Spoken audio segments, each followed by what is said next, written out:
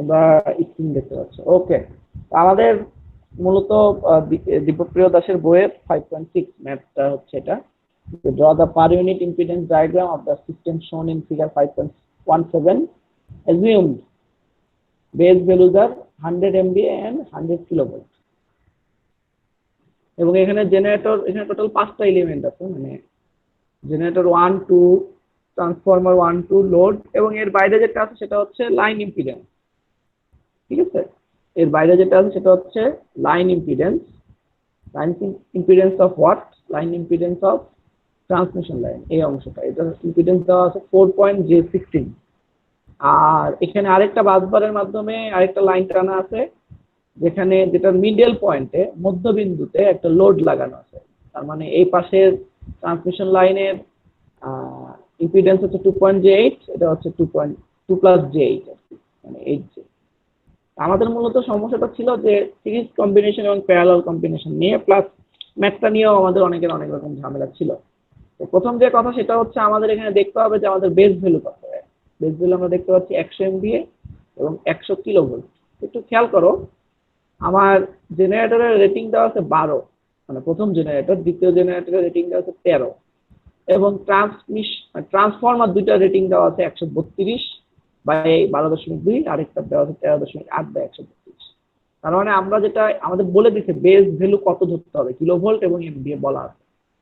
আমরা একটু জিনিসটা সবসময় খেয়াল রাখবো যে আমাদের যে বেস কিলোভোল্টটা দেওয়া আছে সেটা কি জেনারেটরের কাছাকাছি ভ্যালু, নাকি ট্রান্সফরমারের কাছাকাছি ভ্যালু, নাকি ট্রান্সমিশন লাইনের ভ্যালু বলা যায়। তো আমরা এখানে যেটা দেখতে পাচ্ছি জেনারেটরের দুটার ভ্যালুর সাথে এটার ভ্যালুর পার্থক্য অনেক বেশি।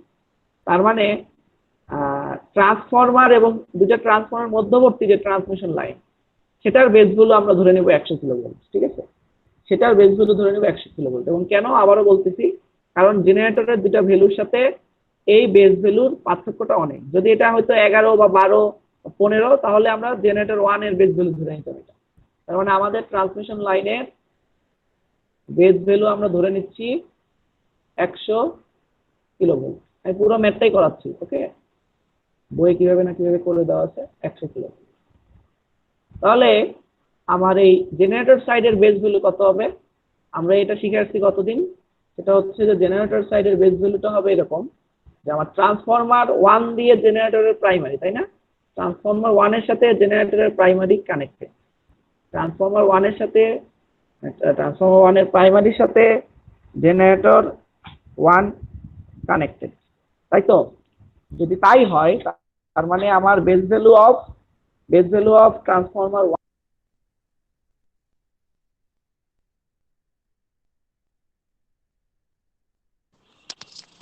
Sir left the meeting.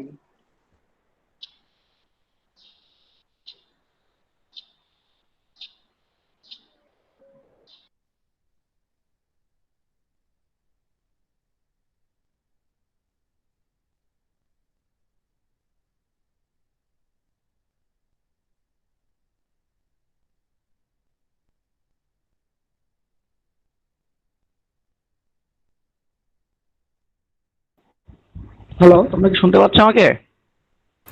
G sir. G sir, শোনা যায়। স্ক্রিন দেখতে পাচ্ছ?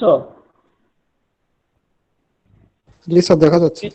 ওকে, ঠিক আছে, থ্যাংক ইউ। মানে সমস্যা হয়ে গেছিল, হঠাৎ করে আমার মোবাইলের স্ক্রিন মিনিমাইজ হয়ে গেছিল। ওকে, তার মানে আমরা ট্রান্সফরমারের সেকেন্ডারিতে কত আছে এটা দেখো, রেটিং 132, আর প্রাইমারিতে আছে 12.2। তার মানে আমার জেনারেটর 1 এর বেস ভ্যালু কত হবে? এটা সূত্রটা হচ্ছে ওই ট্রান্সফরমারের প্রাইমারি ডিভাইডেড বাই ট্রান্সফরমারের সেকেন্ডারি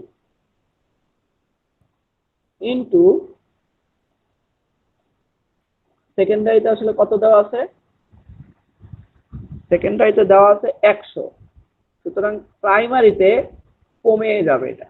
এবং এটা যদি ক্যালকুলেশন করি, আমরা ক্যালকুলেটরটা নেই, ক্যালকুলেটরটা হবে 12.2/132 ইন্টু 100, 9.24। কথাটা কি বোঝা গেছে? এটা কেন করলাম 9.24? আমরা গতদিন যেটা করছিলাম একটু কম্পেয়ার করে বলি, ভাবো ট্রান্সফরমারের এটার সাথে এই রেটিংটা মিলতেছে না। এই যে এখন বুঝতে পারবা, এটা হচ্ছে জেনারেটর 1 এর ক্ষেত্রে, এটা হচ্ছে জেনারেটর 1 এর বেস কিলোভোল্ট, জেনারেটর 1 এর বেস, জেনারেটর 1 এর বেস কিলোভোল্ট, ঠিক আছে, এটা বেস কিলোভোল্ট। জেনারেটর 2 এর ক্ষেত্রে আমরা কি করব? জেনারেটর 2 এর ক্ষেত্রে আমরা যেটা চেক করব যে ট্রান্সফরমার 2 এর প্রাইমারি কত। ট্রান্সফরমার 2 এর প্রাইমারি বুঝতে পারতেছি 132, যদি এইভাবে লেখা আছে, কিন্তু আমরা বুঝতে পারতেছি 132 হবে ট্রান্সফরমার প্রাইমারি। তাহলে এটা হচ্ছে 132, এটা 100, তার মানে এটা মিলে নাই, চেঞ্জ অফ বেস হবে। তাহলে আমরা এটা কিভাবে লিখি? 13.8 মানে সেকেন্ডারি বাই প্রাইমারি ইনটু কি দেখবো? ইনটু হচ্ছে প্রাইমারিতে কত আছে, প্রাইমারিতে 100 আছে, ঠিক আছে। আর আগেরটার ক্ষেত্রে কি হয়েছিল? আমরা দেখছি যে সেকেন্ডারিতে 100 দেওয়া আছে, তাহলে প্রাইমারিতে কত হবে? এর জন্য প্রাইমারি উপরে, সেকেন্ডারি নিচে, ইনটু 100। এটাকে যদি আমরা ক্যালকুলেশন করি তাহলে মান আসে 10.45 কিলোভোল্ট। ওকে, এটা হচ্ছে কি বলতে পারো? New base kilovolt. যদি জি1 এরটা বের হয়ে যায় তাহলে এটা হচ্ছে 9.24 কিলোভোল্ট, আর জেনারেটর 2 হচ্ছে 10.45 কিলোভোল্ট। নতুন বেস গুলো, নতুন বেস। তাহলে আমরা এখান থেকে xg1 মানে আমাদের যে করেসপন্ডিং xg1 আছে এটা আমরা বের করতে পারি। xg1 কি লিখবো বলো তো একজন, যে কোনো একজন বলো তো xg1 কি লিখবো? স্যার xg1 ওল্ড, স্যার ওই সূত্র দিয়ে করতে হবে না? হ্যাঁ ওই সূত্র দিয়ে বলো। মান বলো। xg1 ওল্ড মান 0.01, 0.01 করে পেলে না সরি স্যার 0.10, 0.10 হ্যাঁ, into 100/50, new MVA by old MVA, 50 তারপর into 12.2 square old kilovolt divided by new kilovolt 9.24 9.24 whole square. তাই তো? এটা হচ্ছে xg1, ঠিক আছে। তাহলে এটা ক্যালকুলেশন করলে আমরা পাবো 0.3486 PU, ঠিক আছে। এটা হচ্ছে জেনারেটর 1 এর জন্য। এটাকে দিদার কথা বললো না? জি স্যার। এবার তাহলে দিদার বাদ দিয়ে অন্য একজন xg2 বলো তো। এই হিমন কবি, হিমন আসো, xg2 বলো। স্যার আমি তো আগের ক্লাসগুলো করতে পারি নাই স্যার, এই জন্য একটু প্রবলেম হচ্ছে। তুমি যে বললা বুঝে নিছো সবকিছু? তো সব না স্যার, ওই আগের ক্লাসগুলো যেগুলো স্যার প্রথম দিকে ছিল। ঠিক আছে। দীপ্ত মিমতিস আসো। Sir 0.10 0.10 into into 100/20 100/20 into into sir 13.8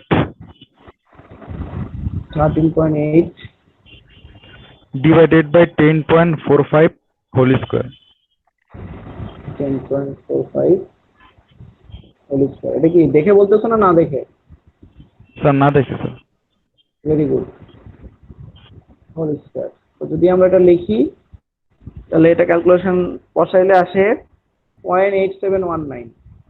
আমি অ্যান্সারটা বই দেখে লিখতেছি 0.8719, কারণ আমি ক্যালকুলেশন গুলো করছি, করে চেক করছি, বইয়ে কিছু ভুলও আছে, সেই ভুলগুলো তোমাদের আমি দেখাই দিব। আচ্ছা, তাহলে কি দুটো জেনারেটর গেল? ওকে, জেনারেটর নিয়ে কারো কোনো কোশ্চেন আছে? নাই তো, থাকার কথা স্যার না। আছে আমার ওরে বাবা, আছে একটু। হ্যাঁ অবশ্যই, বলো।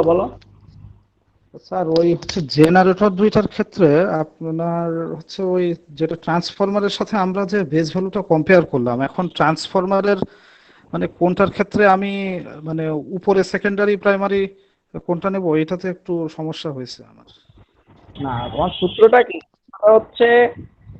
সূত্রটা হচ্ছে এইটা হচ্ছে কি সূত্রে তোমার তার মানে আমাকে একটু ধরাই দিলে হবে যে T1 এর প্রাইমারি সেকেন্ডারি কোনটা আর হচ্ছে T2 এর প্রাইমারি সেকেন্ডারি কোনটা হচ্ছে এখানে। প্রাইমারি সেকেন্ডারি T1 এর প্রাইমারি হচ্ছে, বুঝতে পারতেছো যে জেনারেটর 1 এর সঙ্গে হচ্ছে 12, তার মানে এটা হচ্ছে তার প্রাইমারি, এটা হচ্ছে তার প্রাইমারি, আর এটা হচ্ছে তার সেকেন্ডারি। আবার জেনারেটর 2 তে আছে 13.8, তার মানে এটা হচ্ছে তার সেকেন্ডারি ট্রান্সফরমার 2 এর, আর এটা হচ্ছে তার প্রাইমারি। এই তো শেষ। মানে স্যার জেনারেটরের সাথে যেটা থাকবে ওইটা প্রাইমারি, তাই হ্যাঁ, তো? জেনারেটর রেটিং এর কাছাকাছি যে রেটিংটা থাকবে সেটা হচ্ছে তার প্রাইমারি বা সেকেন্ডারি। যেহেতু ট্রান্সফরমার 2 এর সেকেন্ডারিতে আছে জেনারেটর, তাহলে জেনারেটর রেটিং কত? 13.8, তার মানে ট্রান্সফরমার সেকেন্ডারি হবে 13.8। আচ্ছা ঠিক আচ্ছা। আছে, এই তো জি শেষ। স্যার। আবার প্রাইমারি T1 এর প্রাইমারিতে আছে 12.2, জেনারেটর 1 এর রেটিং কত? 12.2, তার মানে প্রাইমারি হচ্ছে এটা, সেকেন্ডারি হচ্ছে, বুঝা গেল? কিন্তু স্যার G2 এর ক্ষেত্রে আপনার হচ্ছে সেকেন্ডারি বাই প্রাইমারি করা হয়েছে, আর G1 এর ক্ষেত্রে প্রাইমারি বাই সেকেন্ডারি করা করা হয়েছে, হয় এটা নাই, দুই করা রকম। হয় নাই, করা হয় না। এটা হচ্ছে ট্রান্সফরমার রেটিং এভাবে লেখা থাকে, তোমাকে বুঝে নিতে হবে এটা কি স্টেপ আপ না স্টেপ ডাউন। এটা ট্রান্স রেশিও, এটা বুঝাই না যে সেই স্টেপ আপ না স্টেপ ডাউন। স্টেপ আপ আর ডাউন তোমাকে বুঝে নিতে হবে, তোমার কার সাথে কানেক্টেড আছে তার উপর। এটা হচ্ছে তার ট্রান্স রেশিও, তার মানে তুমি চাইলে এটাকে 132/13.8-এও কানেক্ট করতে পারবা, তুমি চাইলে তাকে 13.8/132-এও কানেক্ট করতে পারবা। ট্রান্সফরমার এইভাবে তৈরি করা হয়, তুমি তোমার ব্যবহার অনুযায়ী স্টেপ আপ করবা বা স্টেপ ডাউন করবা। আচ্ছা। ঠিক আছে, জি স্যার। Thank you. তাহলে এবার হচ্ছে আমাদের বের করতে হবে XT1 XT2। ওকে, জেনারেটর 1 জেনারেটর 2 আশা করি সবার হয়ে গেছে। এবার হচ্ছে XT1 আর XT2, XT1 আর XT2। আসো XT1 XT2। এবার হচ্ছে ইব্রাহিম খলিল, আসো ইব্রাহিম খলিল, আসো ইব্রাহিম খলিল, আসো। নাই,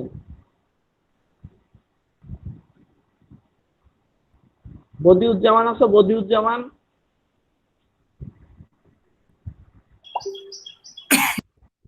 বদিউজ্জামান নাই। ফায়াজ ফাহিম কই? ফায়াজ ফাহিম, ফায়াজ ফাহিম আসো। আছি স্যার, আছি স্যার। হ্যাঁ বলো, XT1 কি লিখবো? XT1 বলো।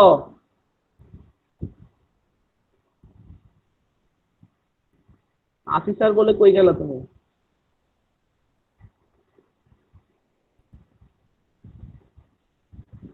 ফায়াজ ফাহিম আসো। মৃন্ময় কুমার, মৃন্ময় কুমার, জি স্যার। হ্যাঁ জি বলো। স্যার। XT1 বলো। স্যার এক্সটেন্ড 0.10 ইন্টু কিন্তু 100/80 100/80 into sir 12.2 square into 12.2 square divided by 9.24 square. বুঝে বলতেছো না না বই দেখে দেখে বলতেছো? না স্যার, এটা বুঝাই করছি স্যার। কেন এই 12.2 ডিভাইডেড বাই 9.24 বললা, বলো তো একটু আমাকে। স্যার এখানে স্যার জেনারেটর 1 এর হচ্ছে যে এটা ভ্যালু ট্রান্সফরমার হচ্ছে হ্যাঁ, স্যার ট্রান্সফরমার। জেনারেটরের হচ্ছে জি স্যার। হ্যাঁ বলো, বলো, সরি বলো। স্যার এটা প্রাইমারি স্যার ছিল হচ্ছে 12.2 স্যার আচ্ছা, ট্রান্সফরমারের। হ্যাঁ ট্রান্সফরমার প্রাইমারি ছিল 12.2। আর স্যার হচ্ছে যে সেকেন্ডারিতে স্যার হচ্ছে যে ছিল আপনার হচ্ছে 132। 132 স্যার। হ্যাঁ, ওকে। তারপর আচ্ছা মানে আমার কথা হচ্ছে 12.2 হোল স্কয়ার বললাম, এটা পুরাতন ধরে নিলাম, পুরাতন। আর নতুনটা 9.24 বললাম কোন হিসাবে? স্যার 9.24 স্যার যে জেনারেটরের হচ্ছে ভোল্টেজের কারণে স্যার মানে কি কি ভোল্টেজের কারণে? জেনারেটরের কোন ভোল্টেজ এটা? এই ভোল্টেজের নাম কি? স্যার এটা নিউ ওল্ড ভোল্টেজ স্যার। এটা ওল্ড ভোল্টেজ, তাহলে 12.2 কি? Sir primary primary ratio sir এটা। পুরোপুরি বুঝো নাই, মুখস্থ করতেছে আমার মনে হচ্ছে। এটা হচ্ছে, বলছো ঠিক আছে, কিন্তু এটা হচ্ছে কি, এটা ছিল কিলোভোল্ট ওল্ড আর এটা হচ্ছে কিলোভোল্ট নিউ। ট্রান্সফরমারের প্রাইমারির ওল্ড ছিল 12.2, আর আমরা তো বলেই দিলাম যে এই পাশের বেস ভোল্টেজ হচ্ছে, নিউ বেস ভোল্টেজ হচ্ছে 9.24, তার মানে এটা 9.24 এর জন্য এখানে বসছে। এবং এটা যদি আমরা ক্যালকুলেশন করি তাহলে পাবো 0.2179। ঠিক আছে, বুঝতে পারলাম এর? জি স্যার বুঝছি। বুঝে করতে হবে, অঙ্ক কিন্তু মুখস্থ করা যাবে না, যে কোনো জায়গায় ডাটা চেঞ্জ হয়ে অঙ্ক আসবে। আমি কিন্তু জুলাই মাসের প্রথমেই তোমাদের একটা অনলাইন চিঠি নিব এই পার ইউনিটের ম্যাথের উপরে। হ্যাঁ, কে জানি কথা বলতেছিল? ওকে, স্যার থ্যাংক ইউ কিন্তু মিনময়। EXT1 এর ক্ষেত্রে এটা তো স্যার একটু মানে চেঞ্জ অফ বেজের মতো হয়ে গেল।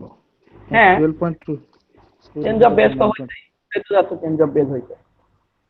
চেঞ্জ অফ বেস যদি নাই হইতো তাহলে তো আমরা আর এই স্কয়ারের টার্মটাই লিখতাম না। চেঞ্জ অফ বেস হচ্ছে না, এটা এখানে খেয়াল করো, এটা 100 আর এটা 132, তার মানে তো এখানেই বোঝা যাচ্ছে যে চেঞ্জ অফ বেস হইছে বলেই এটা 132 আর হয় নাই। এটা যদি এটা 100 কিলোভোল্ট না ধরে 132 কিলোভোল্টকে বেস ধরতো, বা যদি না দেওয়া থাকতো তাইলে আমরা 132ই ধরে নিতাম, বুঝছো? যেহেতু বলে দিছে 100, সুতরাং তোমাকে ওটা মাথায় রাখতে হবে যে চেঞ্জ অফ বেস তো হবেই, এবং দুইটা ট্রান্সফরমারে চেঞ্জ অফ বেস হবে, কারণ রেটিং মিলতেছে না দুটো ট্রান্সফরমারের কোনোটার সাথেই। ঠিক আছে, তো বলো আর কে বলবা? সেকেন্ডটা বলো, XT2 কে বলতে চাও? XT2 স্যার আমি বলছি। তুমি না, তুমি বাদ দিয়ে। স্যার আমি একটু ট্রাই করবো স্যার। হ্যাঁ, ক্লিয়ার আসো। জি স্যার। বলো। 0.10, হ্যাঁ, sir 0.10 0.10 sir 100 into 100/40 100/40, right? Okay, 100/40 into 13.8 by 13.8। G sir 13.8। কেন 13.8 ধরবো আমি? স্যার এখানে sir second transformer sir primary. Primary হিসাব করে বলো, সেকেন্ড জি স্যার, ট্রান্সফরমার প্রাইমারি পুরাতন কত ছিল? স্যার 13.8।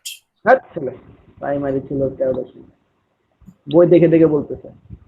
প্রাইমারি বলো, প্রাইমারি নিলয়, আমি প্রাইমারি বলবো। পুরাতন প্রাইমারি কত ছিল?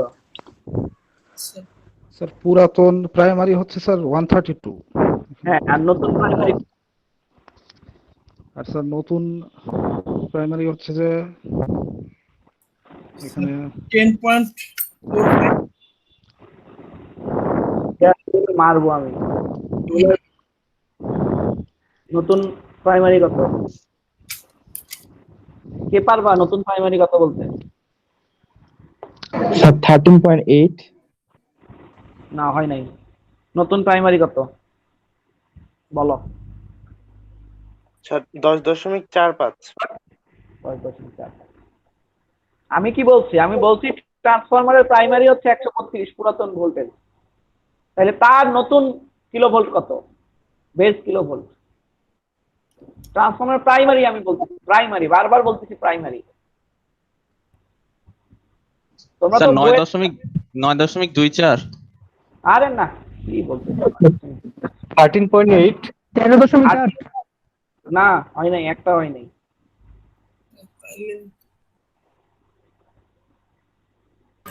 স্যার 124। না, 124ও না। স্যার নতুন প্রাইমারিটা 100 কিলোভোল্ট। হ্যাঁ, Sir, 100 কিলোভোল্ট, এই তো এবার ঠিক আছে। এটা তো বোঝাই যাচ্ছে রে বাবা, এটা হচ্ছে ট্রান্সফরমার, এইদিকে আমরা বলতেছি 132 আর এটাকে বলতেছি 13.8। যদি 13.8 লিখি, আর যেটা বলছে ঠিক আছে, 13.8 ডিভাইডেড বাই 10.45 লিখলেও হবে। কিন্তু যদি আমি প্রাইমারিটা লিখতে চাই, আমি দেখতে চাচ্ছিলাম প্রাইমারি লিখে আমরা বুঝি কিনা, তাইলে লিখতে হবে 132 স্কোয়ার ডিভাইডেড বাই 100 স্কোয়ার। এইটা যদি না বুঝো তাইলে আর কেমন হবে? এটার রেশিও যা, ওই 13.8 ডিভাইডেড বাই 10.45 এর রেশিও তাই সেম আসবে। 10.45 লিখলে ওটাও হবে, দুটাই ওকে, কোনোটাই ভুল না। জাস্ট হচ্ছে তুমি কোনটা কনসিডার করতেছো, এটা হচ্ছে সেকেন্ডারি কনসিডার করলে এটা, প্রাইমারি কনসিডার করলে এটা। ঠিক আছে, এবার এটার গুণ, এটা ক্যালকুলেশনটা একজন বলো তো আমাকে, যে কারণে আমি এই পার্টটাই ইন্টারেস্টেড। ক্যালকুলেশনটা কেউ করতেছো? দিদার ক্যালকুলেশনটা একটু বলো তো আমাকে, কত হয় ক্যালকুলেট করলে? স্যার ক্যালকুলেটরই তো নাই কাছে স্যার। হাই হাই, কি বলো? স্যার আমি করতেছি স্যার। হ্যাঁ, যে কোনো একজন করলেই হবে, বা কয়েকজন করো, যে আগে বলতে পারবা সে আগে বলো আর কি। আমি পছন্দ করি ট্রান্সফরমারে সবসময় প্রাইমারি দিয়ে, মানে এই জায়গাটায় প্রাইমারি বসাইতে সবসময়, আমি এটা পছন্দ করি। এর মানে এই না যে প্রাইমারি বসাইতে হবে, সেকেন্ডারি বসাইলেও হবে। যদি 13.8 0.4356 0.4356 ওকে, 0.4356। কারো কাছে যদি বইয়ের সফট কপি খোলা থাকে, এই তো দেখো বইয়ের জায়গাটায় ভুল আছে, বইয়ের জায়গাটায় লেখা আছে, বইয়ের জায়গাটায় লেখা আছে 0.33। হ্যাঁ বুঝছো, এটা ভুল লেখা আছে, সুতরাং এটা কারেকশন করে নিও, মানে জেনে নিও যে এটা ভুল, ক্যালকুলেশনে বইয়ে ভুল লেখা আছে, এটা হবে 0.4356। ওকে স্যার মানে এই টাইপের অঙ্কগুলোতে স্যার আমার একটা জায়গাতেই একটু অসুবিধা হয়, সেটা হচ্ছে কি ট্রান্সফরমার গুলার প্রাইমারি কয়েল সেকেন্ডারি কয়েলটা ধরতে পারা, এটা এই জায়গাতে আমার একটু সমস্যা হয় এই টাইপের ম্যাথ গুলো। কারণ আমি তোমাকে কি বললাম, জেনারেটর 2 এর যে রেটিং, তার সাথে ট্রান্সফর্মের কোন রেটিংটা মিলতেছে বা কোনটা কাছাকাছি। জেনারেটর 2 এর রেটিং দেওয়া আছে 13.8, তাহলে এখানকার 13.8টা হবে আমার ট্রান্সফরমারের সেকেন্ডারি, আর ট্রান্সফরমার প্রাইমারি হবে কি 100, আরেকটা যেটা আছে 132। ঠিক একইভাবে এই ট্রান্সফরমারের প্রাইমারিটা জেনারেটর 1 এর সাথে লাগানো, জেনারেটর 1 এর রেটিং কত 12.12, তার মানে ট্রান্সফরমার প্রাইমারি হবে 12.12, তাহলে আরেকটা কি হবে, আরেকটা অটোমেটিক্যালি সেকেন্ডারি হবে। এই তো, এটা তো সহজ। তুমি যে সমস্যায় পড়ছো সেটা সবচেয়ে সহজ। সবচেয়ে কঠিন সমস্যা হচ্ছে এইটা, যে স্যার এই 12.2 বাই 9.24 এটা কেমনে বের হচ্ছে, এটা হচ্ছে সবচেয়ে কঠিন জিনিস এর মধ্যে। যদি কেউ বলে যে স্যার এটা তো বুঝতেছি না, এটা হচ্ছে যে এটা পুরাতন কিলো ভোল্ট, এর পুরাতন primary, either primary or secondary লিখতে হবে। যদি এটা 12.2 না লেগে কেউ 132 লিখতে চাইতো, তাহলে নিচে কি লিখতে হইতো বলো তো একজন? স্যার 100। এই তো ঠিক আছে। তার মানে তুমি যদি 12.2 না লিখে যদি 132 লিখতা, তাহলে নিচে লিখতে হইতো 100, তাও তোমার অঙ্ক হইতো, সেম অ্যান্সার আসবে। কথা বুঝে গেছে? তার মানে আমাদের এখানে সবসময় আমরা মাথায় রাখবো ট্রান্সফরমারের ডান পাশ একটা সেকশন, ট্রান্সফরমারের এই পাশ এবং এই ট্রান্সফরমার এই পাশ একটা সেকশন, আর এই ট্রান্সফরমার এই পাশে একটা সেকশন, মানে এখানে 3টা সেকশন আছে। টোটাল সেকশন আছে 1 2 3, 3টা সেকশন। বুঝতে পারলা? এই হচ্ছে আমাদের বিষয়। আচ্ছা যাই হোক, ট্রান্সফরমার 1 2 গেল। 2 এর অ্যান্সার, আমাদের বইয়ের অ্যান্সারটা ভুল আছে, সবাই এটা ভালোভাবে লিখে রাখো যে বইয়ের অ্যান্সারটা ভুল আছে। এবার কি কি আছে, এবার হচ্ছে ট্রান্সমিশন লাইন। তো চলো ট্রান্সমিশন লাইন করে আসি।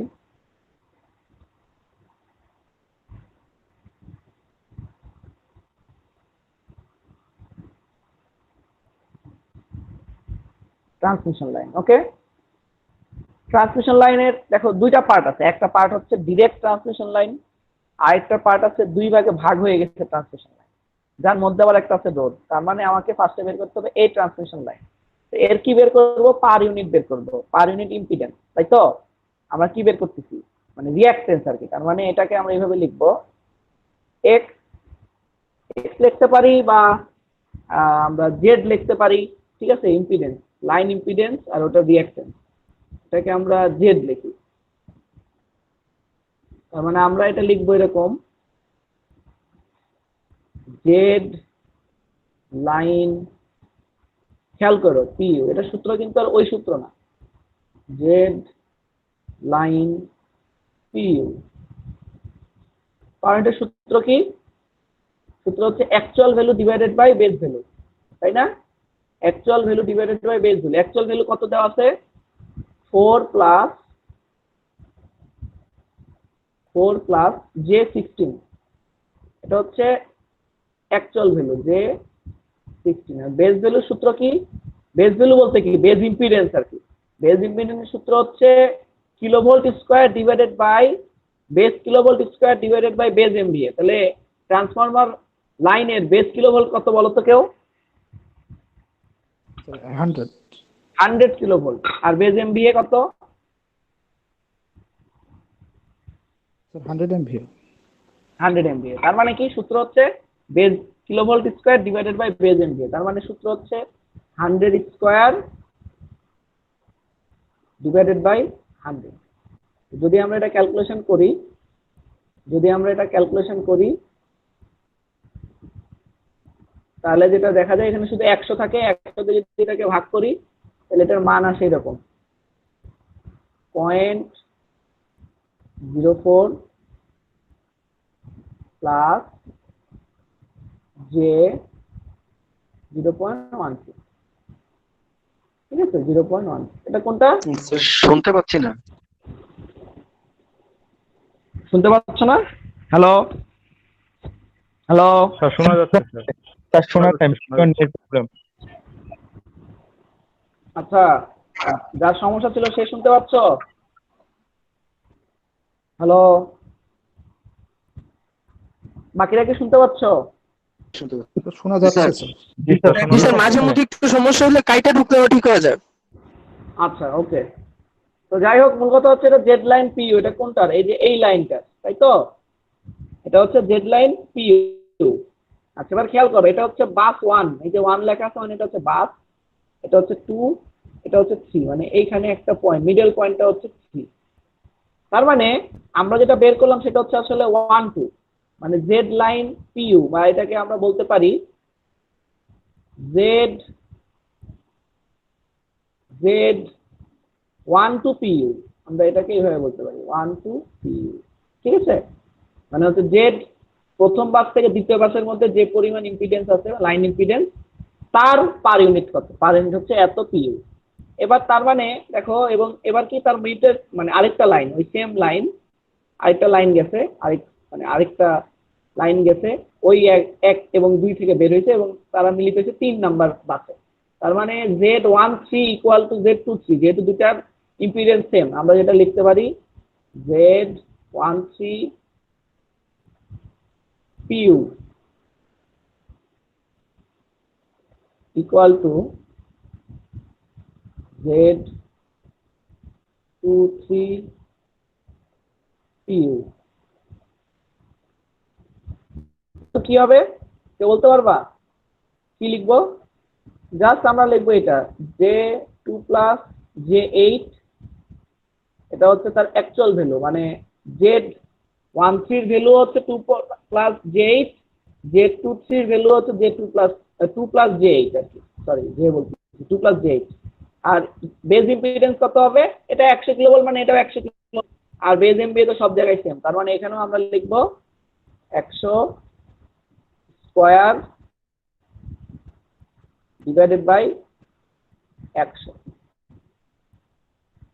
ইকুয়াল টু, এটার মান আসবে কি আগেরটার অর্ধেক, 0.02 প্লাস জে 0.08 পাওয়া গেল। তার মানে হচ্ছে আমরা সব পেয়ে গেছি, এখন বাকি আছে শুধু হচ্ছে লোড। এই লোডটা আমাদের বাকি, এবং এই লোডের ডাটা দেওয়া আছে কি? টোটাল ডাটা দেওয়া আছে 50 MVA, 0.8 PF ল্যাগিং, অপারেটিং এট এত কিলোভোল্ট। তো এটা আমরা কিভাবে করছিলাম? আমরা আগের দিন যেভাবে করছিলাম আজকেও সেভাবেই করব। এটা হচ্ছে জেড লোড পিইউ, আমরা এটাকে এভাবে লিখবো জেড লোড পিইউ। খেয়াল করো, বইয়ের মতো করে আমরা করব না, আমরা আমাদের সূত্র জানা সূত্র দিয়ে করব। প্রথম কথা হচ্ছে উপরে কি পার ইউনিট, মানে উপরে হচ্ছে অ্যাকচুয়াল ভ্যালু, উপরে হচ্ছে অ্যাকচুয়াল আর নিচে হচ্ছে বেজ। উপরে হচ্ছে অ্যাকচুয়াল, নিচে হচ্ছে বেজ। এবার খেয়াল করো বেজ কি কি আছে। এই লোডের বেজ কিলোভোল্ট কত বলতে পারবা কেউ? এই লোডটা যেই বাস বারে লাগানো আছে তার বেজ কিলোভোল্ট কত? Sir 100 100 kilovolt. KV sir. হ্যাঁ 100 কিলোভোল্ট। তার মানে বেজ ইম্পিডেন্সও হবে 100 স্কয়ার ডিভাইডেড বাই 100। ঠিক আছে, 100 স্কয়ার ডিভাইডেড বাই 100। ওকে, এটা হচ্ছে তার বেস ইম্পিডেন্স। আর এটা হচ্ছে কি অ্যাকচুয়াল ভ্যালু, মানে অ্যাকচুয়াল ইম্পিডেন্স। অ্যাকচুয়াল ইম্পিডেন্সের সূত্র আমরা ওই যে পড়ছিলাম, z equal to ভিএলএল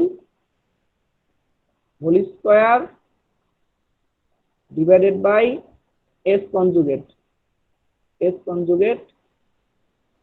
three phase. এখানে এস এর মান দেওয়া আছে, সেটা কত? এস এর মান দেওয়া আছে 50 এমভি। এটা হচ্ছে কোন এস? এটা দেওয়া আছে হচ্ছে এস এর অ্যামপ্লিটিউড হচ্ছে 50। ঠিক আছে, এটা হচ্ছে 50 এমভিএ। তো আমরা কি বলছিলাম 50 এমভিএ, আর তার পাওয়ার ফ্যাক্টর কত? 0.8, মানে cos থিটা 0.8। তার মানে থিটা হচ্ছে 36 cos ইনভার্স 0.8 করলে আমরা পাবো 36.87 ডিগ্রি। ওকে, 36.87 ডিগ্রি, এটা হচ্ছে থিটা। ওকে, আচ্ছা, তার মানে আমরা যেটা লিখতে পারি যে এটাকে আমরা এভাবে লিখতে পারি যে 50, সরি, এটা সূত্র হচ্ছে কি ভিএলএল কত দেখো, ভিএলএল মানে হচ্ছে এই ভোল্টেজটা, মানে অ্যাকচুয়াল ভোল্টেজটা, অ্যাকচুয়াল ভ্যালুর সময় অ্যাকচুয়াল ভোল্টেজ। তার মানে এটা হবে 124 kilovolt square divided by S conjugate three ফেজের, মানে এই এসটাকে আমরা তাহলে লিখতে পারি এস ইকুয়াল টু, আসলে এই এসটাকে আমরা লিখতে পারি 50 at an angle of,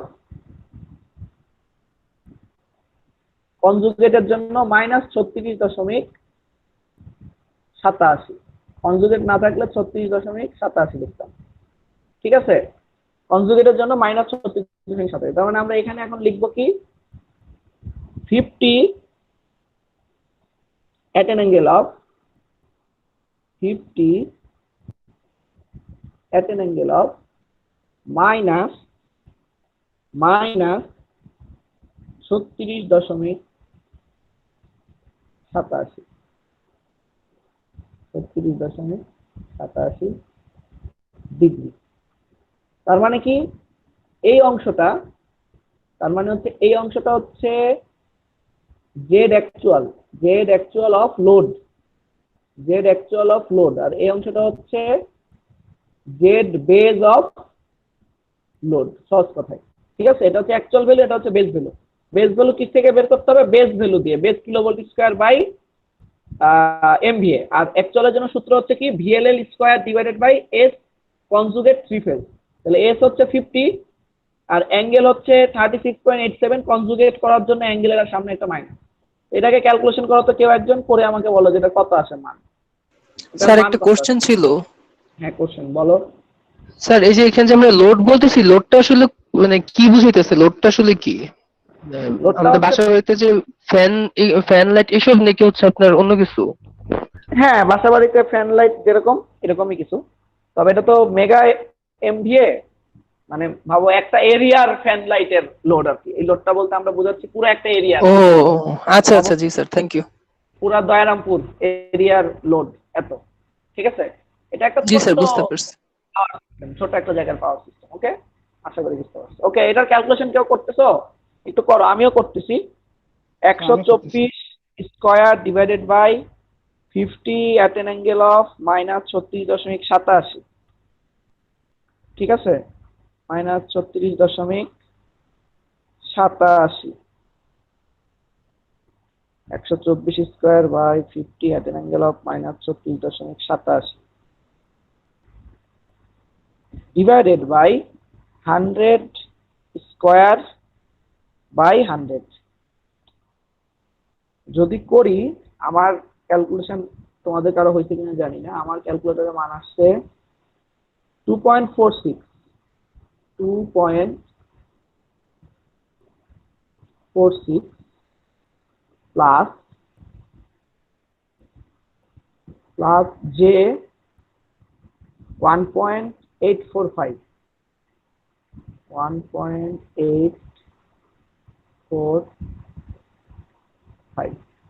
ঠিক আছে। এটা কি পার ইউনিট, এটা হচ্ছে পার ইউনিট, মানে লোডের যে পার ইউনিট সেটা হচ্ছে এটা। ঠিক আছে, লোডের পার ইউনিট হচ্ছে এটা। ওকে, কেউ করছো ক্যালকুলেশন? এটাই আসছে কিনা একটু যদি কেউ কনফার্ম করতে, যে স্যার আমার জি স্যার, আমার এটাই আসছে স্যার, আমি করছি। করছো নিলয়? জি স্যার, আমি করছি। ওকে, আচ্ছা, তাহলে যদি করে ফেলো তাহলে শেষ আমাদের ম্যাথ। ওকে, আমাদের ম্যাথ শেষ। আমাদের যে কোশ্চেন ছিল series combination of resistance and inductance, Dipto করছিল, এবং parallel combination of resistance and reactance, এটা দিয়ে আসলে যেটা বুঝাইছে সেটা হচ্ছে যে এই লোডটা যে একটা পার্ট তো রেজিস্টিভ, বুঝতে পারতেছে, এই পার্টটা রেজিস্টিভ, এই পার্টটা রেজিস্টিভ পার্ট, আর এই পার্টটা রিঅ্যাক্টিভ পার্ট, মানে এক্স পার্ট, তাই না? তো বলা হচ্ছে এই দুইটা যে সিরিজে আছে না প্যারালালি আছে সেটা আমরা জানি না। যদি সিরিজে হয় তাহলে এটা সূত্র, আর যদি প্যারালালি হয় তাহলে একটা সূত্র আছে। কিন্তু মূলত ছবি কিন্তু আঁকাইছে সিরিজের, মানে পার ইউনিট সার্কিট ডায়াগ্রাম যেটা আঁকাইছে, মানে পার ইউনিট রিঅ্যাকটেন্স ডায়াগ্রাম যেটা আঁকাইছে, রিঅ্যাকটেন্স ডায়াগ্রামে কিন্তু সিরিজই আঁকাইছে। প্যারালালের ক্ষেত্রে যেটা হবে, প্যারালালের ক্ষেত্রে এইভাবে তারা যে দুটো প্যারালালি আছে, প্যারালালি থাকার কারণে এটা সূত্রটা হবে তোমার এই এস এর রিয়াল পার্ট এবং রিঅ্যাক্টিভ পার্ট বের করতে হবে। এখন Real part reactive part sir কিভাবে বের করবো? এই যে 50 at an angle of 36.87, এটা ছিল এস থ্রি ফেজ। এটাকে যদি আমরা ক্যালকুলেটরে লিখি তাহলে আমরা পাই, মানে যেটা ছিল কিছুক্ষণ আগে,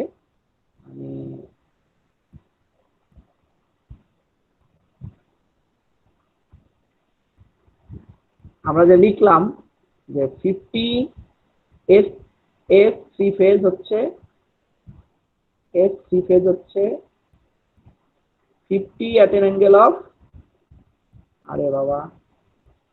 50 at an angle of 36.87। এটা হচ্ছে কি, এইভাবে লিখলাম, এটা হচ্ছে এস থ্রি ফেজ। এটাকে যদি আমরা এ প্লাস আইবি, মানে এটা আর থিটা লিখলাম, এ প্লাস আইবি আকারে লিখলে এটা হয়ে যায় 40 প্লাস জে 30।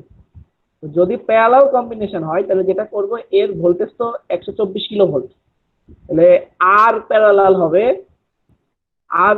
হবে এটা কি, এটা কিন্তু এমভিএ, মানে এটা হচ্ছে মেগাওয়াট, আর এটা হচ্ছে মেগা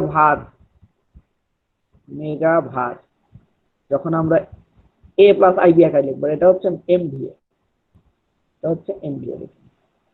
তখন আরপি, মানে প্যারালালে আরপির মানটা হবে kilovolt square divided by MVA. মানে এই যে আমরা যেটা শিখছি, এই যে এটা যেরকম বেজের সূত্র কি, কিলোভোল্ট স্কয়ার বাই এমভিএ, এটা হচ্ছে ইম্পিডেন্সের সূত্র।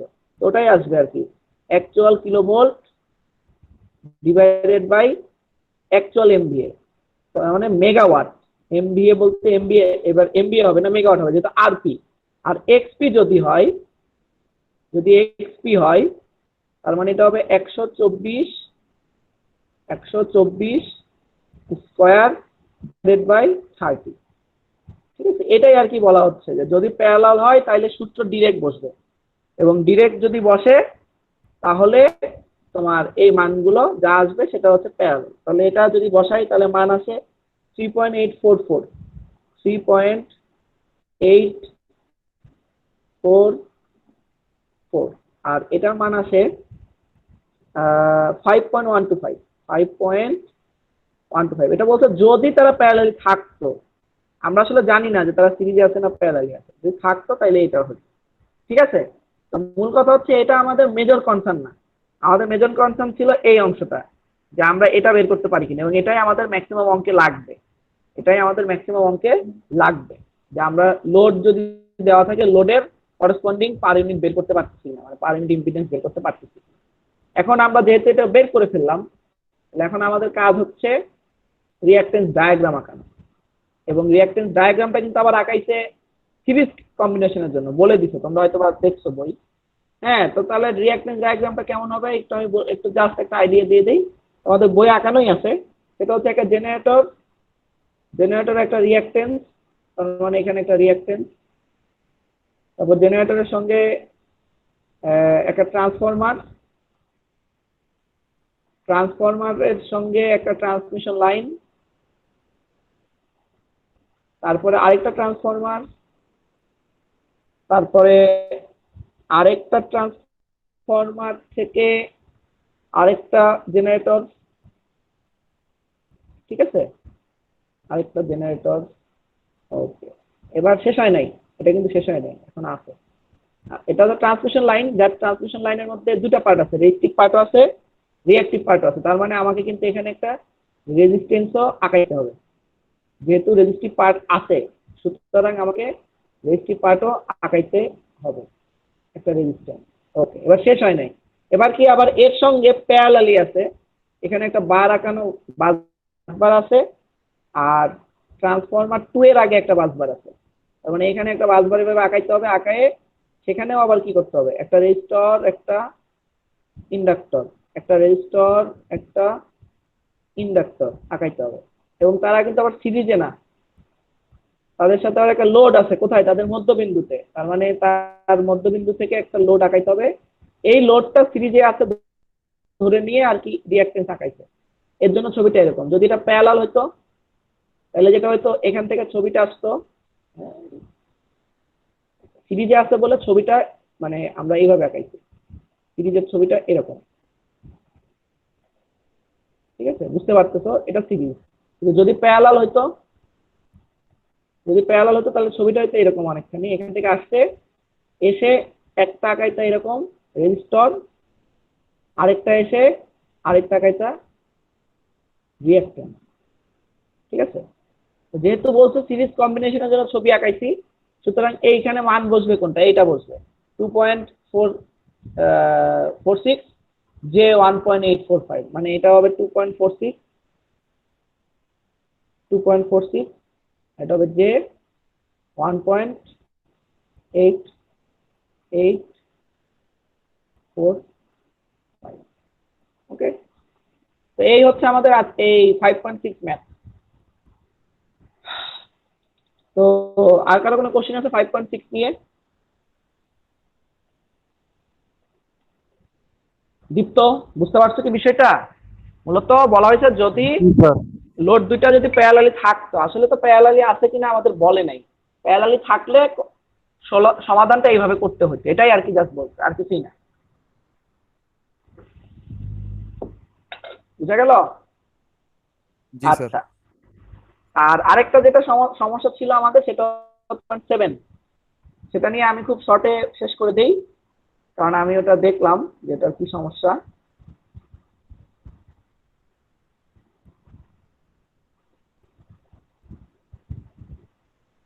আমি তোমাদের স্ক্রিন শেয়ার করি বইয়ের, এটা stop sharing, you are presenting a window,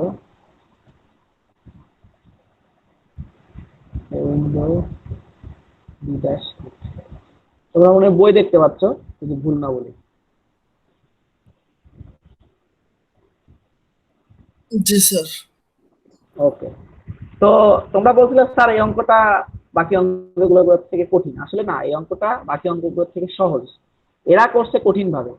এবং একটা জিনিস বলে নেই, সেটা হচ্ছে এখানে কোনো বেস ভ্যালু বলে দেওয়া নাই। তার মানে তুমি,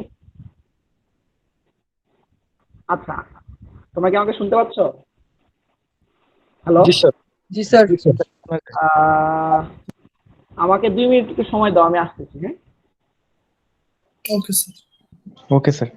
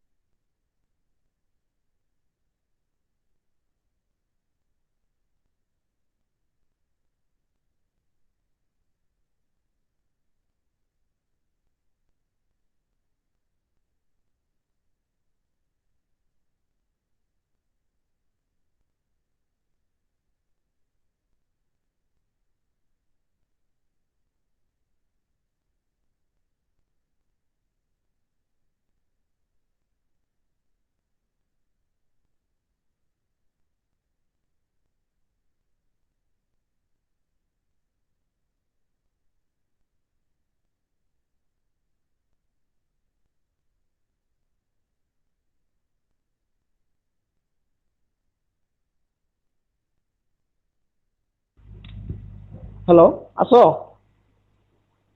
জি স্যার। জি স্যার। ওকে, তোমাদের অনেক সময় নিয়ে নিচ্ছি। যাই হোক, এই অঙ্কটা শেষ করে দিয়ে আমরা ক্লাস শেষ করবো। তাহলে এই বইটাই আমাদের শেষ হয়ে যাবে পার ইউনিটের ম্যাথের জন্য, আমরা অন্য একটা বই করতে পারবো। তো দেখো এই অঙ্কে যেটা করছে কি কি আছে, এটার এলিমেন্ট কিন্তু কম। একটা জেনারেটর, দুইটা ট্রান্সফরমার, একটা ট্রান্সফরমার লাইন, একটা লোড ইম্পিডেন্স দেওয়া আছে। খুব সহজ হিসাব, ঠিক আছে? এই এখন তোমাকে যেটা করতে হবে সেটা হচ্ছে, মানে আমাদের জন্য কঠিন যেটা, সেটা হচ্ছে find the current supplied by the generator. মানে আমি যা বুঝলাম তোমাদের কোশ্চেন থেকে, যে এই, আরে বাবা, find the current supplied by the generator by the generator, এটা একটা part. The transmission line current বের করতে হবে, এটা একটা পার্ট। দ্য লোড কারেন্ট, এটা একটা পার্ট। এরপরে লোড ভোল্টেজ, এটা একটা পার্ট। আর power consume by the load, by that load, ঠিক আছে, এটা একটা পার্ট। টোটাল হচ্ছে এখানে 1 2 3 4 5 6টা পার্ট আছে। তো মূল কথা হচ্ছে, যদি আমরা এটা রিঅ্যাকটেন্স ডায়াগ্রাম আঁকাইতে পারি, একটু খেয়াল করো রিঅ্যাকটেন্স ডায়াগ্রাম কিভাবে আঁকাবো।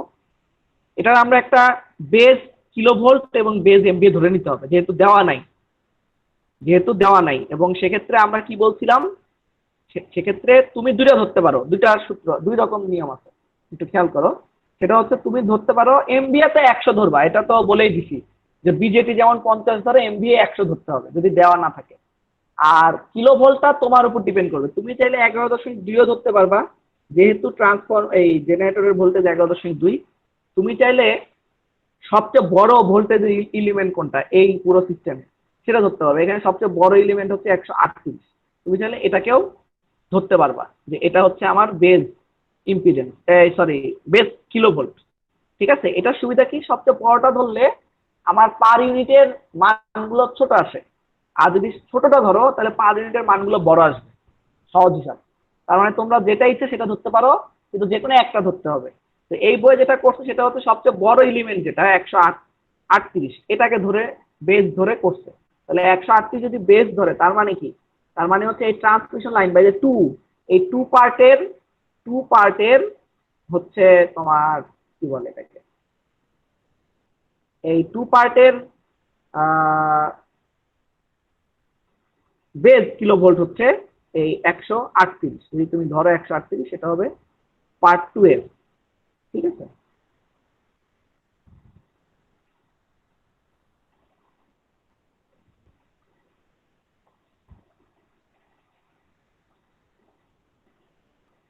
ওকে, তোমাদের এই অঙ্কটা করায় আমি শেষ করে দিব, ঠিক আছে? তোমরা একটু ধৈর্য ধরো, যেহেতু তোমাদের সমস্যা ছিল, তোমাদের সমস্যার সমাধান করতে।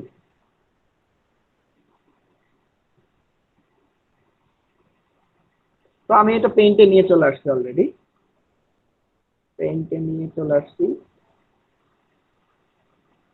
ওকে, আসো তাহলে এবার আমাদের এই ম্যাথটা করতে হবে। দেখতে পাচ্ছ কি স্ক্রিন সবাই? পেইন্টের স্ক্রিন দেখতে পাচ্ছ জি সবাই? স্যার, দেখা যাচ্ছে। ওকে, এটা একটা সহজ অঙ্ক, মানে আমরা একটা ম্যাথ ধরে নিই, যেটা আমরা আগে ফার্স্টে রিঅ্যাকটেন্স ডায়াগ্রাম আঁকাবো। আমাদের ফার্স্ট কাজ হচ্ছে রিঅ্যাকটেন্স ডায়াগ্রাম।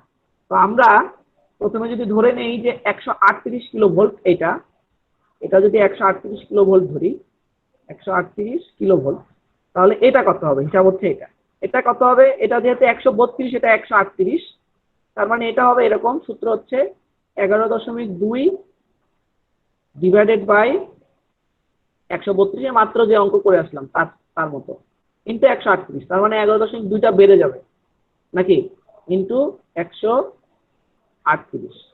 ক্যালকুলেশন করো তো নিলয়, কত আসে এটা বলো তো আমাকে। নিলয় আসো? 11 সামথিং কত হয় এটার ক্যালকুলেশন? ফার্স্ট 11.2 বাই 132 ইন্টু 138 কত? স্যার 11.7। 11.7 কত? 11.709। 709 মানে 71, 2 ঘর লিখতে হয় অ্যাটলিস্ট। তার মানে এটার বেস হচ্ছে 11.71। খেয়াল করো এটা কোন অংশের, এই 1 সেকশন 1 এর, এই যে 1 লেখা আছে। 138 কোন অংশের, সেকশন 2 এর। সেকশন 3 এর জন্য তাহলে কি হবে, দেখো এখানে আছে 138, এখানেও 138, তার মানে মিলে গেছে, তার মানে চেঞ্জ অফ বেস হবে না। তার মানে এটা কত হবে, অটোমেটিক্যালি বলে দেওয়া যায় এটা হচ্ছে 69 69 কিলোভোল্ট হবে। এটা অটোমেটিক্যালি বলে দেওয়া যায় যে চেঞ্জ অফ বেস হবে না, যেহেতু এটা 138 মিলে গেছে। তাহলে আমার এখানে জেনারেটরে কোনো রিঅ্যাক্টেন্স কোনো ভ্যালু দেওয়া নাই, তার মানে জেনারেটরের শুধু পার ইউনিট ভোল্টেজটা আমরা বের করতে পারবো। তার মানে এটাকে আমরা লিখবো ইজি। ইজি ইকুয়াল টু কি হবে, actual value divided by base value. Actual value হচ্ছে 11.2 আর বেস ভ্যালু কত পেলাম 11.71। 11.71 কত আসে দেখো তো এটা নিলয়, 11.2 বা 11.71 একের কম আসবে 0.9, তারপর 0.9564। 0.9564। ওকে, এত পার ইউনিট পাওয়া গেল। আমাদের টোটাল 5টা এলিমেন্ট মাথায় রেখো, একটা কমপ্লিট। এবার কি ট্রান্সফর্মার 1 এ যাব। ট্রান্সফর্মার 1 এ কি বলা আছে, সেটা রেটিং হচ্ছে 5 MVA। আমরা বেস কত ধরে নিছি, বেস ধরে নিছি 100 MVA। আমরা বলেই দিছি যে আমরা ধরে নিব সবসময় 100 MVA। তুমি 50 MVA ধরতে পারো, কোনো সমস্যা নেই, বা ইভেন তুমি যদি 10 MVA ধরো তাও কোনো সমস্যা নেই, অঙ্কই, কোনো সমস্যা হবে না। ঠিক আছে, জাস্ট তোমার পার ইউনিট ভ্যালুগুলো আলাদা আসবে, কিন্তু ম্যাথের কোনো ভুল হবে না। তাহলে এখন ট্রান্সফরমারের জন্য আমরা কি বের করব, রিঅ্যাকট্যান্স বের করব। XT1 কত লিখবো, তার রিঅ্যাকট্যান্স দেওয়া আছে 0.1। আমি আর তোমাদেরকে না, আমি নিজে করতেছি, তোমরা জাস্ট চেক করো যে আমার করা ঠিক আছে কিনা। 0.10 ইন্টু নতুন হচ্ছে 100, পুরাতন ছিল 5, এই যে 5, ঠিক আছে, ইন্টু এখানে চেঞ্জ অফ বেস হয়েছে, তাহলে প্রাইমারি লিখি আমি, তার মানে 11.2 লিখবো এই পাশে, 11.2 লিখবো এই পাশে। আর নতুন কত, 11.2 চেঞ্জ হয়ে 11.71 হয়ে গেছে নতুন, 11.71। তার মানে এইভাবে দাগ দিব, দাগ দিয়ে এটা হবে স্কোয়ার। এটা একজন ক্যালকুলেশন করতে থাকো। ওকে, আমি এবার XT2 লিখি। XT2 ক্যালকুলেশন হইলে আমাকে বললো কত মান আছে। XT2 কত দেওয়া আছে 0.10 ইন্টু 100 নতুন, পুরাতন কত, পুরাতন হচ্ছে 10, ইন্টু আমি এখানে দেখতে পাচ্ছি এটারও 138, এটারও 138। তার মানে আমি আসলে না লিখলেও হবে এখানে। তার মানে আমি যদি এখানে আর কিছু নাও লিখি, একটু কি হবে আমার এটার অ্যান্সার। ঠিক আছে, কারণ কি আমার নতুন কিলোভোল্ট রেটিং আর বেস কিলোভোল্ট রেটিং মিলে গেছে, বুঝতে পারলা। তার মানে এখানে আসবে এটা 10 ইন্টু 10, মানে এটা আসবে J1,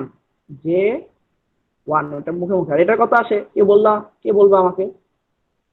স্যার এটা হচ্ছে 1.8296। আচ্ছা, তো যে এখানে না লিখলেও চলে। কত বললো আরেকবার বলবো, আমি ভুলে গেলাম। 1.8296। তো আমরা 83 লিখি। ওকে, 83 লিখি। তার মানে এটা হচ্ছে 1, এটা হচ্ছে 1, আর এটা হচ্ছে 1.83 পেলাম। এত পিইউ, এটা হচ্ছে পিইউ। কটা এলিমেন্ট বের হয়ে গেল, 3টা এলিমেন্ট বের হলো। ট্রান্সফরমার 1 শেষ, ট্রান্সফরমার 2 শেষ। এবার হচ্ছে ট্রান্সমিশন লাইন। আসো, ট্রান্সমিশন লাইনের ক্ষেত্রে আমরা কিভাবে করি, ZPU equal to actual value divided by base value. Actual value কত 10.10 plus 10 plus J10, actual value J10 divide by base impedance, তাই তো। Actual impedance divided by base impedance. Base ইম্পিডেন্সের সূত্র হচ্ছে kilovolt square divided by MVA। তার মানে কত, transmission লাইনের যে কিলোভোল্ট রেটিং সেটা হচ্ছে 138 square divided by MVA rating, MVA হচ্ছে 100। তো এটা ক্যালকুলেশন করলে কত আসে, আমি করি calculation. 10,000 plus 1000i divided by 138 square, এটার মান আসে, আমি ক্যালকুলেশন করছি 0.0525 প্লাস J 0.0525 প্লাস J 0.0525। যাদের হাতে ক্যালকুলেটর আছে চেক করে দেখবা যে আমার ভুল হইলো কিনা। আমি ক্যালকুলেশন করে এত পিউ পেলাম। এটা কি পেলাম, ট্রান্সফরমার লাইনের। দিদার বুঝা গেছে, লাইন বের হয়ে গেল। এবার বাকি থাকলো কে? শুধু লোড। তাহলে আমরা এবার কি লিখবো? আচ্ছা, এখানে একটা জিনিস লিখতে ভুল হয়েছে। এটা হবে Z line pu, Z pu না, শুধু এটাকে নামকরণ করতে হবে জেড লাইন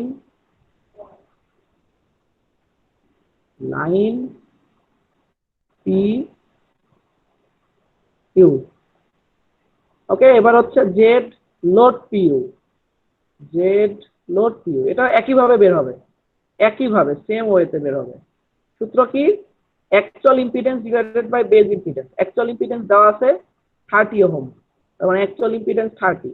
আর বেজ ইম্পিডেন্সের সূত্র হচ্ছে বেস কিলোভোল্ট, যেটা আছে 69 কিলোভোল্ট, মানে বেস কিলোভোল্ট ডিভাইডেড বাই কত? বেজ এমভিএ, তার মানে 100। তার মানে 30 ইন্টু 100 ডিভাইডেড বাই 69 স্কোয়ার। এটা আছে 0.63, এটা আছে 0.63 পিউ। দেখো 5টা এলিমেন্ট ছিল, 5টা এলিমেন্টেরই আলাদা আলাদা ভাবে আমরা পার ইউনিট বের করে ফেলছি, পার ইউনিট ইম্পিডেন্স বা রিঅ্যাকট্যান্স যাই বলো বের করে ফেলছি। ওকে, তাহলে আমরা করেসপন্ডিং ছবি আঁকাইতে পারবো। করেসপন্ডিং ছবিটা আমরা বই থেকে, এবার তাহলে আমরা বই দেখাই। এবার একটু শেয়ারটা বইয়ে যাই, স্টপ শেয়ারিং,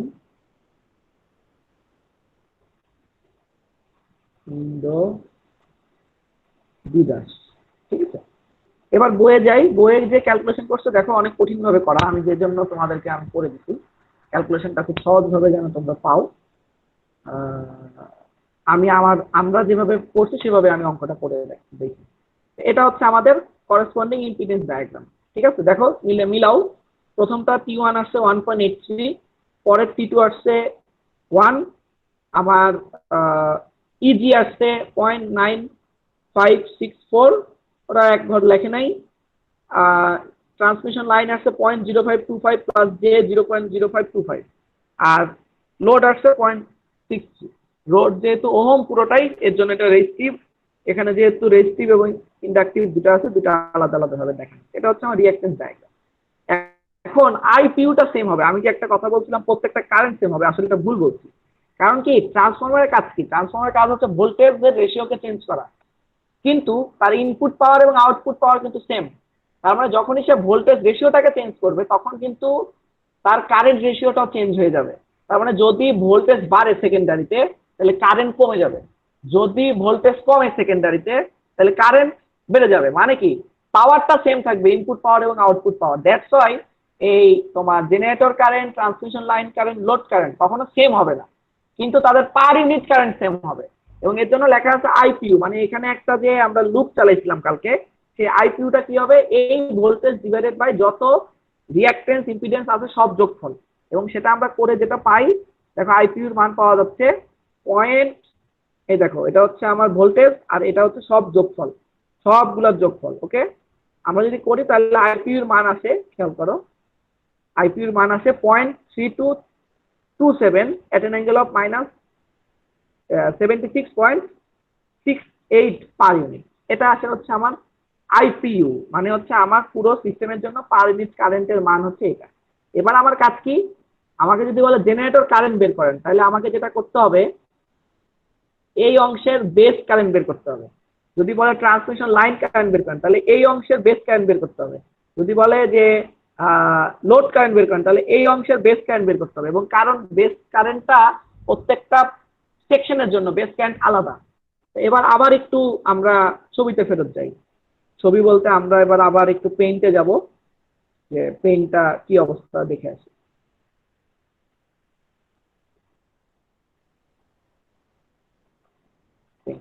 ওকে, এবার আমরা আবার একটু পেইন্টে চলে আসছি। আমরা এবার একটু খেয়াল করব যে আসলে ছবিটা তো দেখে আসলাম, আসলে এবার কি ঘটে। সিলেক্ট রেক্টেঙ্গুলার,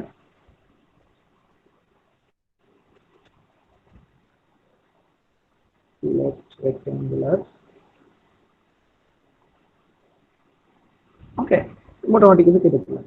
এটা করেসপন্ডিং আইপিইউ যে বের করলাম, মানে বের করা হয়েছে সেটা তোমরা বুঝতে পারছো। কিন্তু প্রত্যেকটা আলাদা আলাদা বেজ আছে। এই যে সেকশন 1, সেকশন 2 এবং সেকশন 3 তাদের জন্য বেজ আলাদা, এবং সেই বেজের সূত্রটা হচ্ছে, খেয়াল করো, বেজের সূত্র হচ্ছে base current equal to MVA rating by kilovolt, MVA rating by kilovolt. এবং মাথায় রাখতে হবে যে সেটা যদি 3 ফেজ হয়, যদি 3 ফেজ কানেকশন হয় তাহলে কিলোভোল্টের আগে √3 দিয়ে গুণ করতে হবে, এবং আমাদের এটা কানেকশনই বলে দিবে del connection, del Y connection. তার মানে কি, ডেল ডেলের সময় দুটার ভোল্টেজ সেম কিন্তু কারেন্ট √3 গুণ, মানে হচ্ছে ফেজ কারেন্ট √3 গুণ কম। আবার যখন ওয়াই ডেল, তখন ওয়াই কানেকশনে লাইন কারেন্ট ফেজ কারেন্ট সমান, কিন্তু ডেল কানেকশনের জন্য লাইন কারেন্টটা ফেজ কারেন্টে 3 গুণ। সুতরাং 3 ফেজ কানেকশন মানে আই বেজ ইকুয়াল টু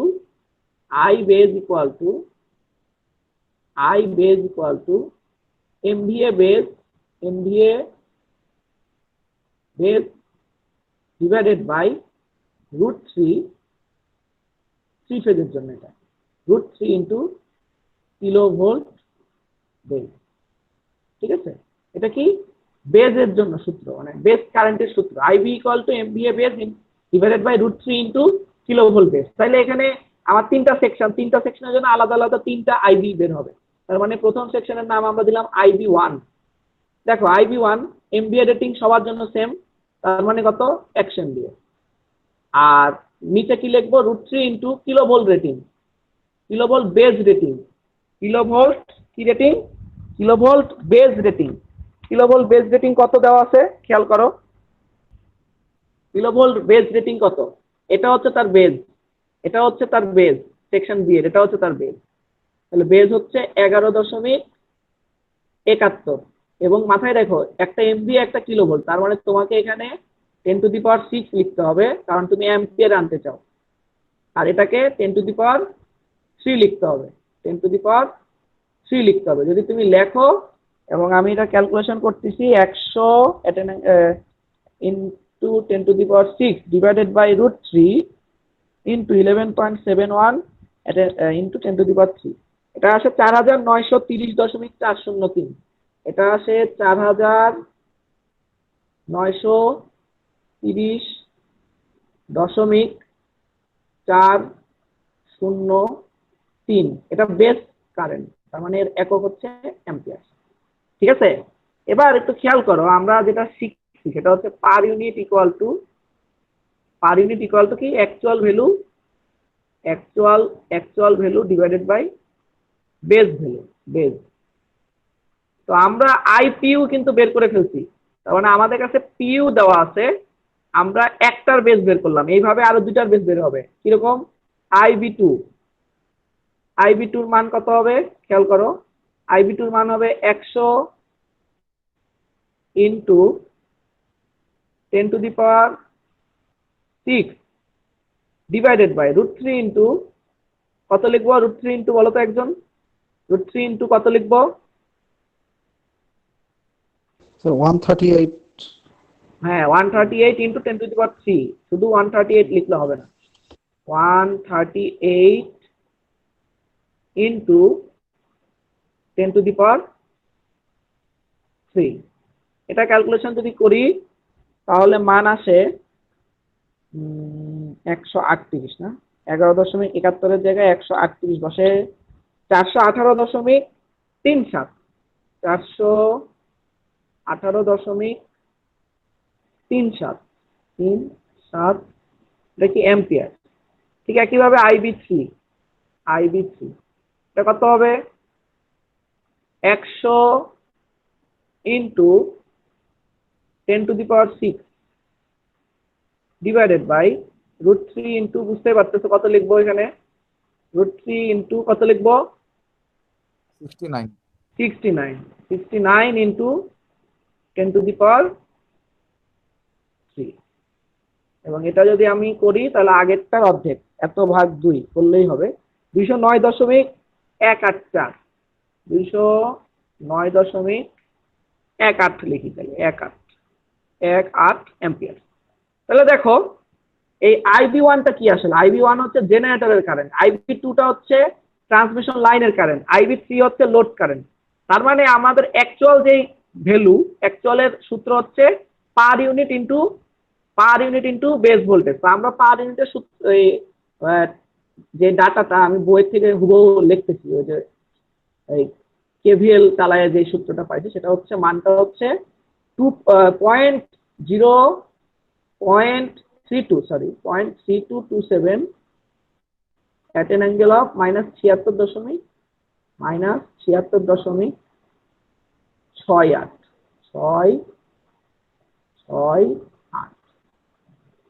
ঠিক আছে 6। এটা হচ্ছে আমার পার ইউনিট। তার মানে কি এই আইপিইউ এর সঙ্গে আইবি1 যদি বের করি তাহলে আমি পাবো জেনারেটর অরিজিনাল কারেন্ট, মানে এই কারেন্টটা পেয়ে যাবো।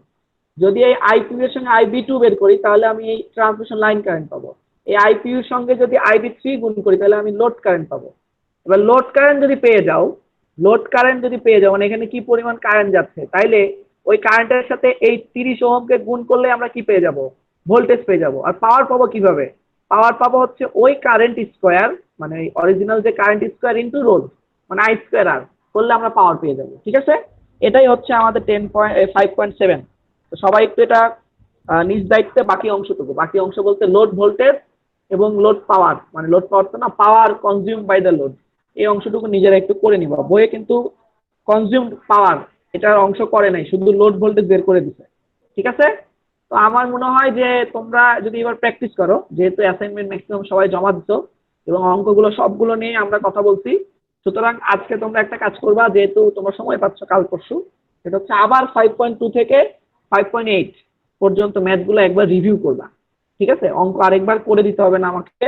আর যারা অ্যাসাইনমেন্ট জমা দিতে পারো নাই এখনো, এই অ্যাসাইনমেন্টটা 5.2 থেকে 5.8, ঠিক আছে, তারা আগামী রবিবারের আগে আমাকে জমা দিতে পারবা। ওই যে হিমন টাইপের যারা আসো, বিভিন্ন কারণে জমা দিতে পারো নাই বা ইচ্ছা করে জমা দেওয়া নাই কিন্তু জমা দিতে চাচ্ছ এখন, তারা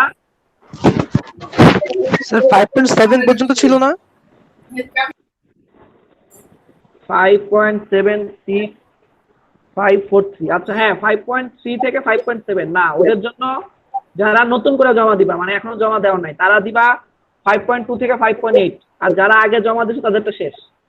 ঠিক আছে, যারা নতুন করে জমা দিচ্ছ মানে আগে জমা দেওয়া নাই, তাদের অ্যাসাইনমেন্ট হচ্ছে 5.2 থেকে 5.8। তারা টোটাল 7টা ম্যাথ জমা দিবে। আর আগে যারা জমা দিচ্ছিল তারা দিছিল 5.3 থেকে 5.7। ওকে জি স্যার, তাহলে স্যার একটা কোশ্চেন ছিল স্যার একটু। হ্যাঁ সাজ্জাদ বলো। স্যার আমি গতকালকে রাতে 9টার দিকে স্যার জমা দিচ্ছি, 10টার দিকে স্যার। তো আমি কি আবার ওই প্রথম দুটো করে দিব, যে 5.2 আর 5.8 দ্বিতীয়টা? না, তোমারটা ওটা অটোমেটিক লেট হিসেবে কাউন্ট হবে, তুমি এমনি মার্ক কম পাবা, তুমি আর নতুন করে দিয়ে লাভ নেই। ঠিক আছে, যারা আচ্ছা দেয় স্যার ঠিক আছে। যারা দেয় নাই আমি তাদেরকে বলছি, যারা এখনো জমা দেয় নাই কিন্তু দিতে ইচ্ছুক, তারা চাইলে ঠিক আছে, জমা স্যার। দিতে পারবা। তাহলে ওকে, কারো কোনো কোশ্চেন থাকলে কোশ্চেন করো ম্যাথ নিয়ে।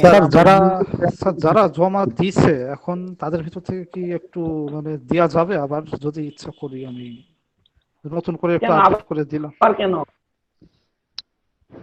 আহ, নতুন করে দেওয়ার কি আছে? ওই- তুমি স্যার, বরং আমার এটা রিভিউ করো, তুমি ম্যাথগুলো নিজে বাসায় প্র্যাকটিস, মানে তুমি বাসায় ম্যাথগুলো প্র্যাকটিস করো। মানে আমরা কিন্তু ওইটাতে আসলে আমাদের পার ইউনিটের ম্যাথ শেষ হয় নাই। মানে স্যার ওই আমি যে অ্যাসাইনমেন্টটা দিছিলাম ওইটাতে আসলে ওই 5.7 আসলে বুঝছিলাম না, তো তো ওই ম্যাথটা আসলে কম করছিলাম, সেজন্য মার্কিং একটু কম আসবে সেই কারণে আর কি। না তুমি আপাতত দিও না, এটা আমাকে বলছো, আমি এটা কনসিডার করবো। ঠিক আছে, যেহেতু তুমি বুঝতে পারো নাই কিন্তু কম লিখছো, এটা আমি বুঝি, আমি এটা কনসিডার করবো। ঠিক আচ্ছা আছে, তোমার নতুন করে জমা দেওয়ার প্রয়োজন নেই, কারণ আমি এটা কনফিউজড হয়ে যাব। একই মানুষের যদি দুইটা আমি অ্যাসাইনমেন্ট পাই, আমি তখন বুঝতে পারবো না যে কোনটা আগের কোনটা পরে। সুতরাং আমি আমার মতো মার্কিং করবো, সমস্যা নাই, ওটা নিয়ে চিন্তা করো না। তোমরা যেসব অঙ্ক বুঝো নাই সেগুলো যদি অর্ধেক করেও রেখে থাকো, যারা আগে জমা দিয়ে দিছো ডেডলাইনের আগে, তাদের এটা আমি কনসিডার করবো যে তোমরা টাইমলি দিছো, সুতরাং তোমাদের একটু কনসিডার আমি করবো। ঠিক আছে, এটা নিয়ে আচ্ছা, ঠিক আছে। দুশ্চিন্তার কিছু নেই। Thank you sir. যারা জমা দেও নাই তাদের জন্য বলছি, যারা জমা দেও নাই, একেবারে জমা দেও নাই, মানে লেটে জমা দিছি স্যার, তাদেরও দরকার নেই। যারা জমাই দেওয়া নাই তারা যদি কেউ দিতে চাও, আজকে বৃহস্পতিবার, রবিবারের আগে মানে শনিবার বিকাল 5টার মধ্যে আমাকে এটা জমা দিতে পারবে। ঠিক আছে, তো কারো যদি কোনো কোশ্চেন থাকে ম্যাথ নিয়ে, এই যে স্যার কয়টা মানে ম্যাথ আমরা যে মানে ভিডিওগুলো দিছেন না স্যার, ওখানে 6, 9 আর 13 এই তিনটা লেকচার মিস আছে স্যার। না আমি সব দিচ্ছি, সব তুমি ভালোভাবে ভিডিওতে যে চেক করো। ঠিক আছে, আমি এটার জন্য প্রচুর টাইম নষ্ট করছি, সব ক্লাস আছে, তোমাকে জাস্ট খুঁজে নিতে হবে। ঠিক আছে, 6 9 13 জি, স্যার। সব আছে। আমি একবারে গুনে গুনে সব নামায় দিচ্ছি। তুমি যে ভিডিও চেক করবা, যে ভিডিও কি কি ভিডিও আছে, টোটাল ভিডিও আছে 15টা। সুতরাং লেকচার 15টা। একদিন আমরা গল্প করছিলাম যে তোমরা কি মনে করো আমাদের ক্লাস কবে ফিজিক্যালি ক্লাস হবে, হ্যাঁ, এইসব বিষয় নিয়ে আমরা একদিন গল্প করছিলাম। তো ওইটা শুধুমাত্র